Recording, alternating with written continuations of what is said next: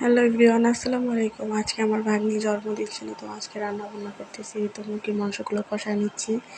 এখন শসা আর লেবু কেটে নিলাম। এখন এই তো আমি ভিডিও করতেছি, এখানে ভিডিও করে নিলাম। তো এখন মুরগির মাংসগুলো রান্না হয়ে গেছে অলরেডি। এখন পোলাও রান্না করবো।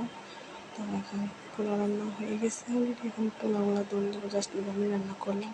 আর বার্থডে খেলার জন্য এখন আমরা ডেকোরেশন করতেছি। এই তো আমি ডেকোরেশন করা কমপ্লিট, এখন আমি ভিডিও করা শুরু করে দিয়েছি। বার্থডে গার্ল নেই, আমি এখানে ভিডিও করতেছি।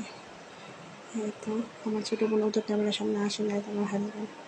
আর কেক তো মাসাল্লাহ অনেক সুন্দর।